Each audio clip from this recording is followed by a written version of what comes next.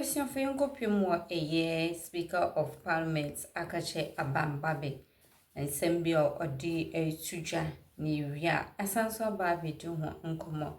Aha Ayakin to TV, Miss Wendy Davis and new face the when you walk into TV so Meso so versus Kawame. Now I shall to other platform Nyanjo Benny and some in Trimo. And must say in Africa. I've been drawing your attention to these things. You don't listen. It is our son that went around the whole of Africa. In Africa. I've been drawing your attention to these things. You don't listen. It is our son that went around the whole of Africa to propagate the importance of education. And so it's not just the fact that we were the first in sub-Saharan Africa to gain independence.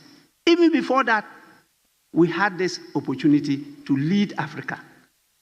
And so, in terms of education, Ghana was always ranked number 1 in Africa.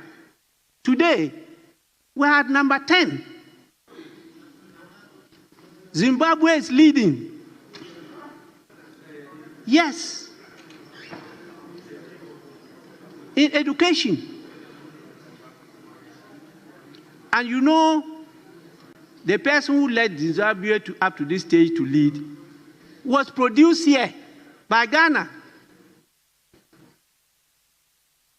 The first president of the independent Rhodesia that became Zimbabwe was produced here in Ghana. Now we've lost that position. We are recapturing that lost glory. And you know, Ghana was referred to as the Mecca of the black race. Every black person in the world wanted to visit Ghana. We have lost that. We are trying to recapture it. So when we send you to represent us at these bodies, you represent the country Ghana, and you work as one body. We have risen up to positions there. Some of you have made very good records there. I can mention the names from both sides of the political divide. They've really made names there, and I get the reports. In fact, I convinced Honorable J.H.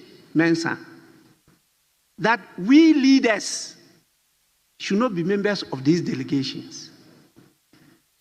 Because we are to be here and to lead the house here, but not go to be in ECOWAS or Pan-African for years.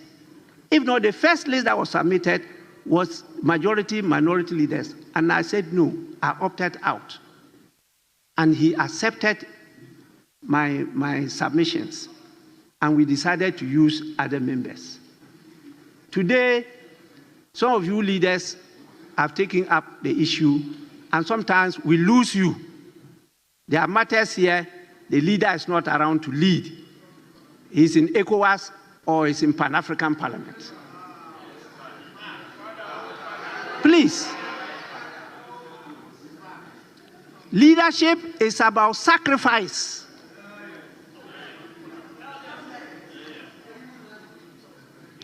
For all these months, I have tried to mediate in this matter, and we can't get a solution. I've been prevailed upon by some of the leaders here that we should use the formula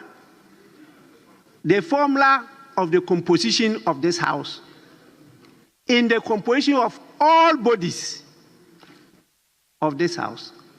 And I said that is wrong. We cannot do that. We are not only governed by laws in Ghana, we are also governed by laws that are continental and global.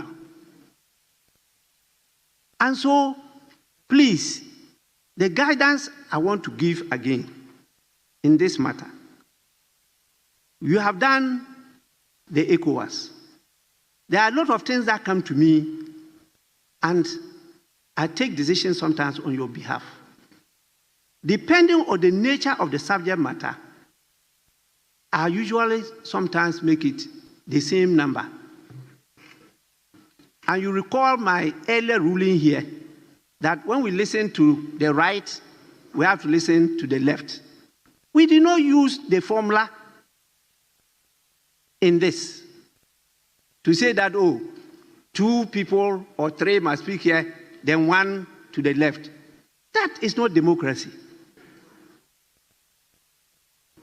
Your constitution itself was built under the assumption of a majoritarian government.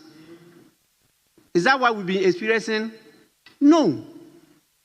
Ghanaians don't agree. They build that there must be a balance.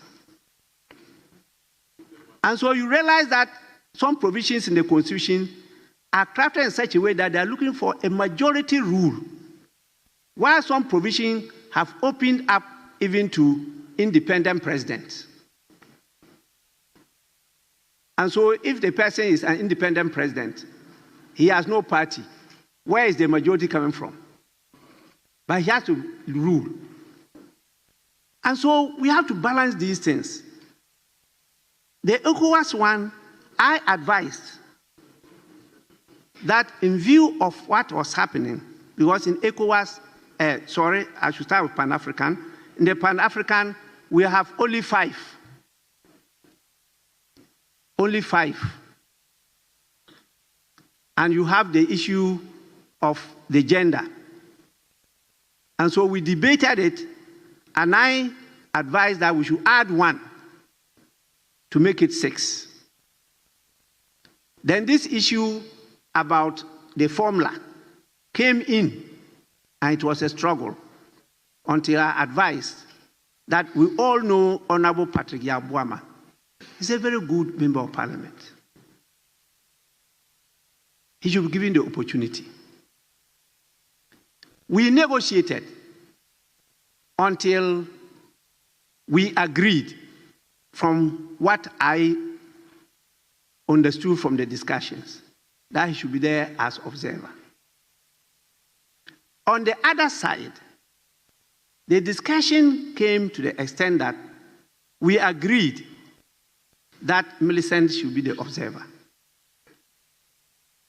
But we also, looking at the precedent and the rules in ECOWAS, accepted that the deputy minority leader should be a member of our delegation to ECOWAS, not the minority leader.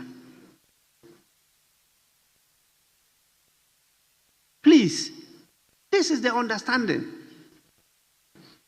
And for me, I think that is the fair way for us to chat and be still respected in these bodies. It's not only the members.